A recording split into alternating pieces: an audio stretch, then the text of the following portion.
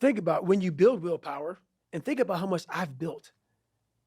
Now that you know about this, I didn't know about this, but think about how much I've built.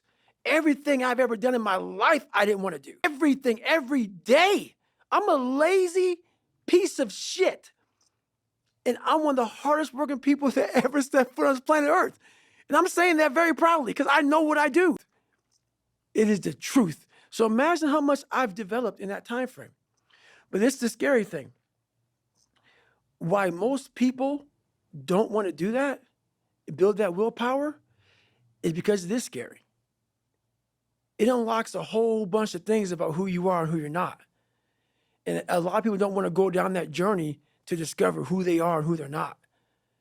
Because it's not a pretty journey. And when you unlock that, and you can't just turn it off.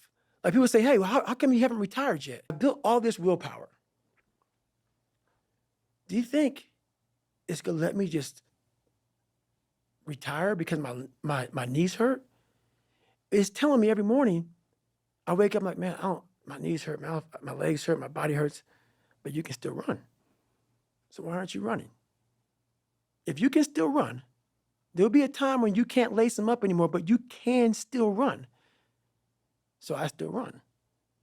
When the time comes I can't run, the body will say, you just can't run. But if I can still do something, that willpower that I have created, it makes me do it every fucking day. What builds a human being is you start with the small building blocks. And before you know it, man, you become something that it doesn't even make sense to most people because it's just who you are now. That's why I can still run at 50 at 49 with broke down knees and broke down body, because my body knows you still can. Therefore I do. Second you stop, the willpower is gone. And that's beautiful. I'm so glad you brought that to me because I always wonder, what's this separation thing now? At 24 years old, I started building something that I didn't even know was going to be what it is now at 49.